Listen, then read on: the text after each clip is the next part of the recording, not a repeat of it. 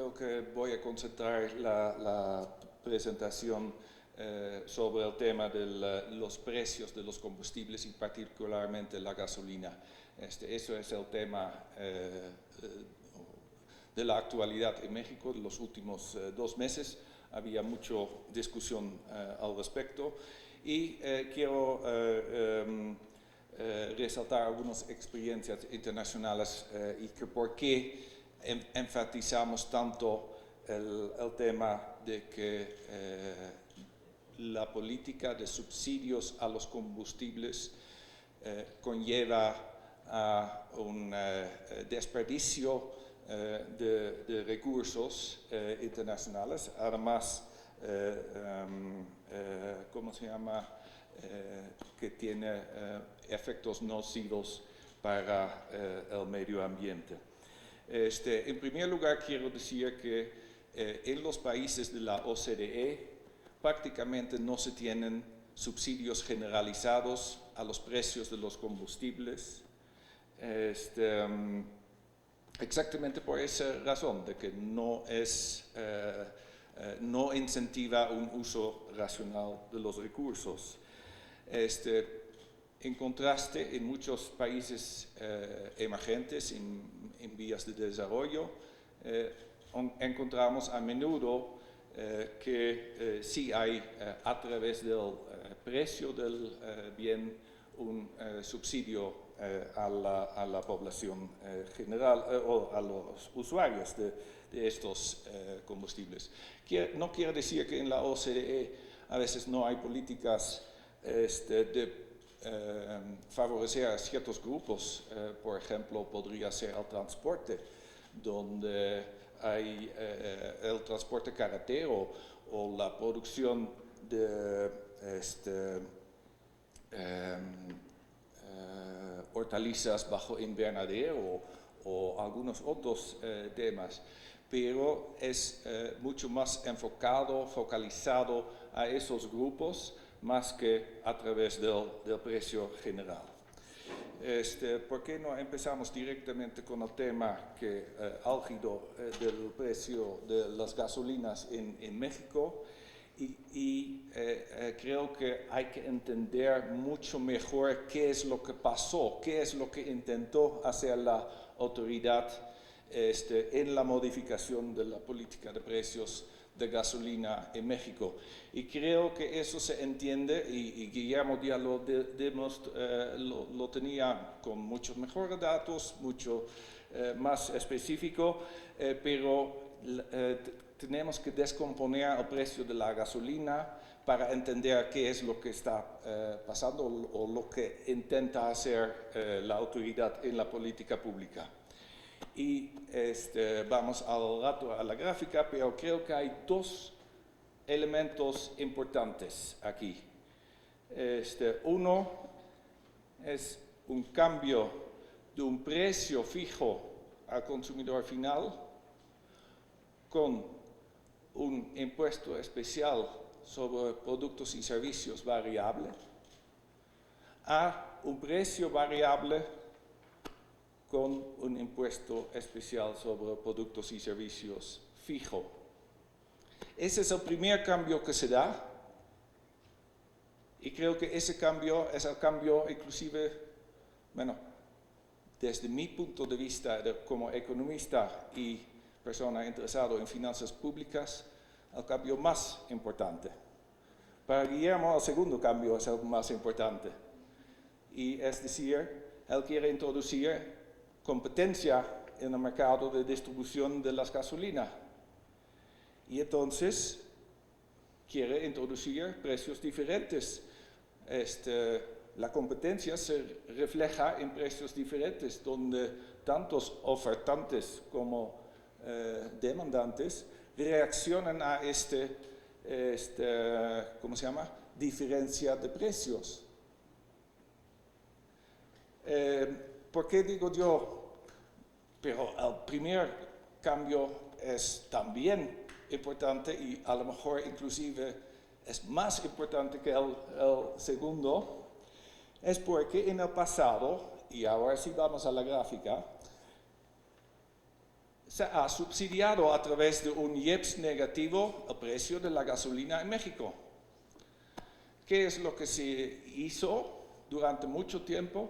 Mantener el precio fijo, ok, con ajustes mensuales, pero de todas formas era como un precio fijo. Mientras el precio internacional de la gasolina sí se movía, se mueve cada rato. El precio del petróleo, que básicamente es el insumo más importante para la gasolina, se mueve a cada rato. Entonces, cuando el precio del petróleo se movió muy para arriba entre 2006 y 2014, pero sobre todo llegó a $150 o algo por el estilo en 2008, en México teníamos un precio de la gasolina magna de 7.72 en julio 2008, que implicaba entonces un impuesto sobre productos y impuesto especial sobre productos y servicios negativo de 3.35. Bueno, eso es un estimado porque yo no tengo los datos exactos para estimar el costo de la logística, pero más o menos por ahí anda. Inclusive todavía más recién, hace 2 años y medio, en junio 2014, teníamos un IEPS negativo.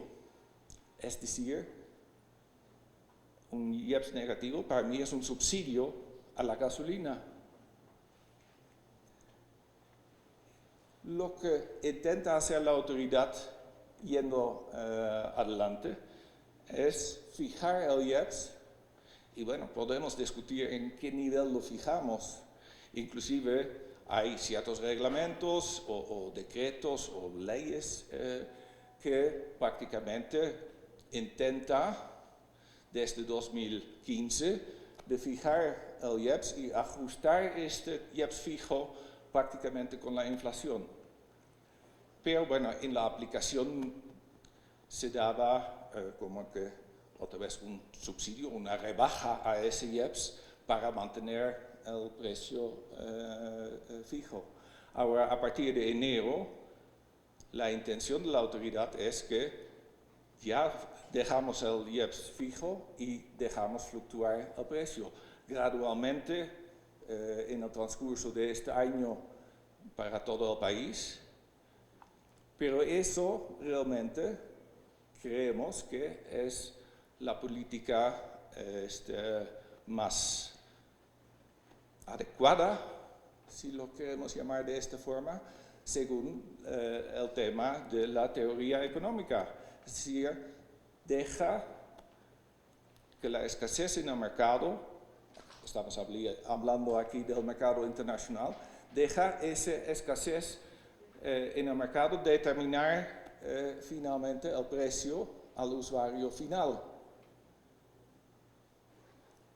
en lugar de fijarlo y entonces no transmitir ese mecanismo que tiene el mercado o el precio de reflejar esa escasez. Había buenas razones en el caso de México antes de hacerlo distinto que la mayoría de los países, y principalmente 2 razones. Uno es el tema de inflación y el otro es el de finanzas públicas. Claro, con un precio fijo, aunque lo dejas ajustar mensualmente, pues no tienes mucha variación en la inflación. Es un mecanismo como sigues manteniendo bajo control la inflación, o puedes usarlo. Y el otro, de las finanzas públicas, bueno, como un país exportador de crudo, en tiempos de precios altos tenías mucho ingreso del sector público por la exportación del crudo.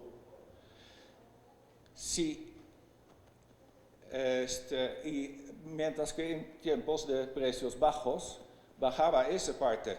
Bueno, si dejo el precio fijo de la gasolina, por lo menos por esa parte de mis ventas, no tengo gran variación. Entonces es como una cobertura natural con respecto a la variación en los precios de gasolina, en los precios del petróleo, perdón. Bueno, México ya ha experimentado, dos cosas han pasado. Uno, México ya ha experimentado con otros mecanismos de cobertura, contrata una cobertura al gobierno en los mercados financieros internacionales de un año para otro.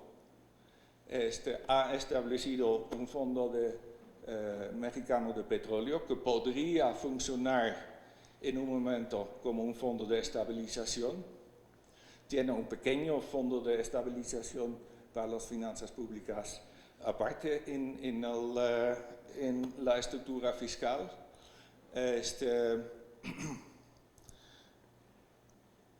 Y posiblemente tendrá a futuro que fortalecer esos mecanismos. Y el otro que ha sucedido es que México ha caído en la producción petrolera, o la producción petrolera en México ha caído de tal forma que el petróleo empieza a significar menos con respecto al total de las finanzas públicas. Entonces, para evitar situaciones, entre otras cosas, como los de 2008 o más ampliamente de lo que sucedió entre 2006 y 2014, creo que es muy significativo este cambio de un precio fijo con IEPS variable a un precio variable con IEPS fijo.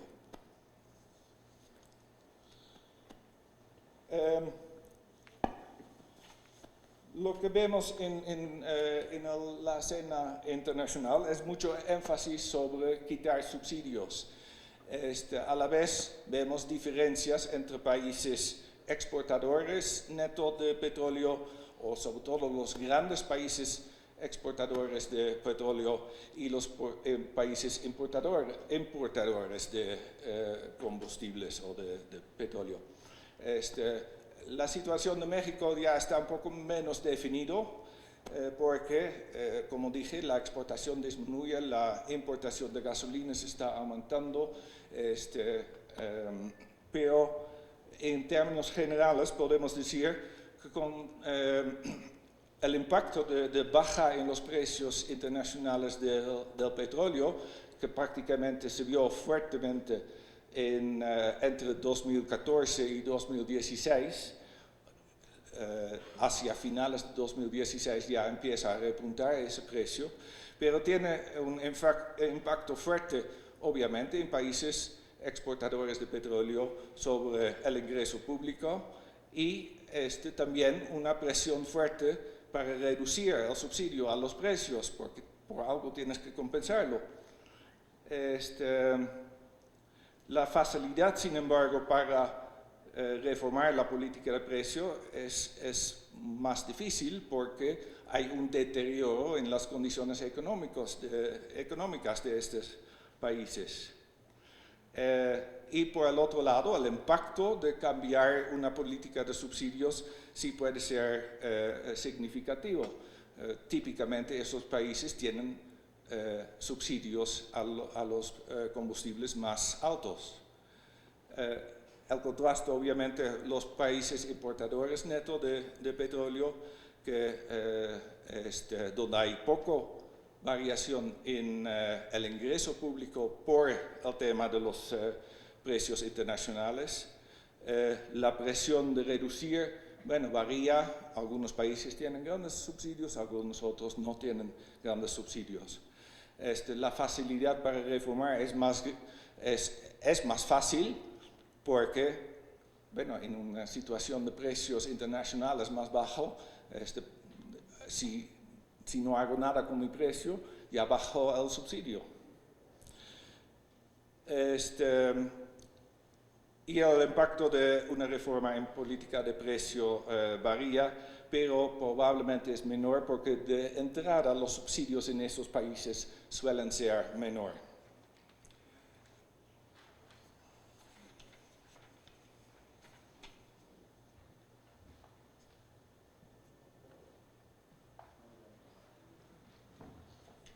Ahora en esta gráfica tenemos los precios de varios combustibles. Una disculpa de que termina prácticamente en septiembre-octubre del año pasado, lo podríamos haber extendido. Y vimos en 2015-2016, comparado con 2014, una baja prácticamente tanto en la gasolina, el diésel, el LPG y el gas natural. Esa es la tendencia de todos.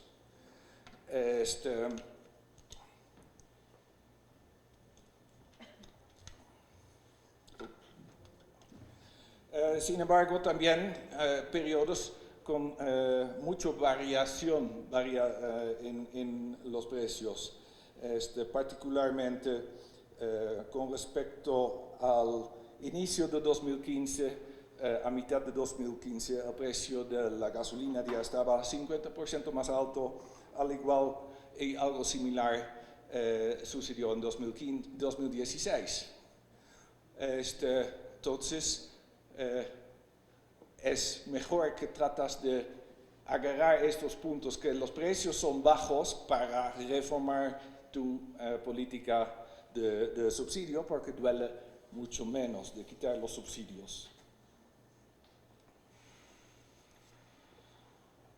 Hay muchas posibilidades, tanto de imponer subsidios como quitarlos, y aquí tenemos un listado de varios con diferentes países en vías de desarrollo y emergentes que aplican esas formas de tanto subsidiar como quitar los subsidios. Pero déjame pasar más rápido a otro tema relacionado. Y eso es el tema de la volatilidad en los precios internacionales, tanto del petróleo como de la gasolina. Hay todo tipo de esfuerzos para suavizar esa variación en el precio. Y bueno, en principio uno podría decir, un fondo de estabilización es muy atractivo. Ahorras en tiempos que los precios internacionales son bajos y gastas en tiempos que los precios internacionales son altos. Puede ser autofinanciable y podría lograr una suavización del precio sin costo para el erario público. Y eso último es cierto si hay una reversión a la media, como lo conocemos, y si hay una reversión a la media bastante frecuente. Una reversión a un promedio podría ser un promedio que crezca en el tiempo, pero sí deberá haber un regreso a ese promedio. Y en el caso del petróleo es muy difícil de verlo. Desde 2001 no hemos visto una reversión, un proceso de reversión a la media en el caso del petróleo. Entonces, lo que sucede mucho en fondos de estabilización, o no se suavizan finalmente los precios, o hay transferencias presupuestales muy altas.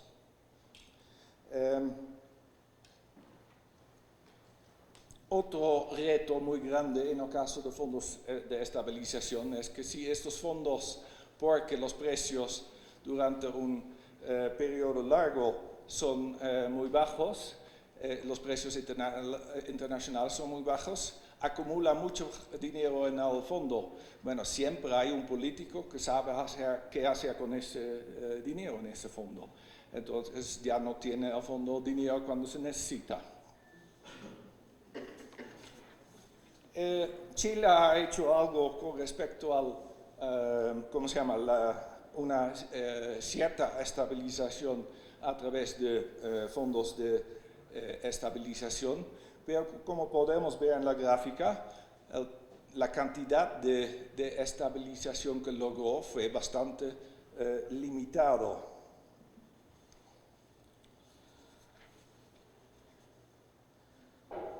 Finalmente, déjame terminar con algunas observaciones finales.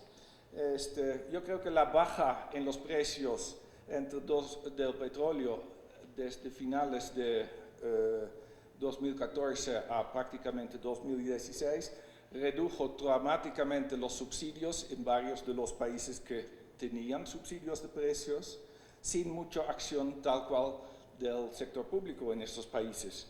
Sencillamente, como dije antes, dejando el precio tal como estaba, ya reduces el subsidio implícito que tiene porque el precio de referencia internacional bajó. Entonces hubo cierto éxito reclamado, pero resultó mucho más difícil el compromiso de política pública cuando empezaron a subir los precios en la segunda mitad de 2016 y principios de 2017. Hay mucho menos espacio fiscal para programas compensatorios. Muchas veces nosotros recomendamos, quita el subsidio generalizado en el precio, pero compensa a la población de menor ingreso a través de vouchers, a través del programa Oportunidades, o como se llama hoy en día. Pero bueno, hay mucho menos espacio para ello en países exportadores que enfrentan problemas por la baja del precio.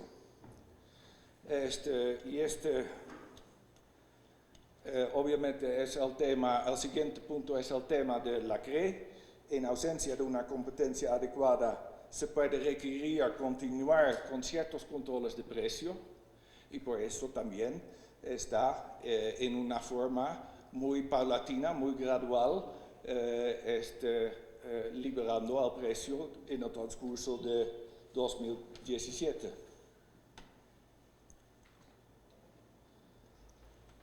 Y yo creo que este es un punto muy relevante para el caso de México. La implementación de mecanismo de fijación automático de precios requiere un compromiso político muy fuerte. La tentación siempre es de bajar cuando bajan los precios internacionales y no subir después cuando suben los precios internacionales. Mientras más frecuentes haces los cambios en los precios, mejor éxito podrías tener al respecto. Pero sigue siendo un tema de reto para políticas públicas, la volatilidad en los precios de combustibles, principalmente, y lo vemos más en mercados emergentes y en vías de desarrollo, principalmente porque el consumo de estos energéticos representa una mayor parte del presupuesto del consumidor con respecto a su ingreso total. Y hasta ahí lo quisiera dejar por el momento. Gracias.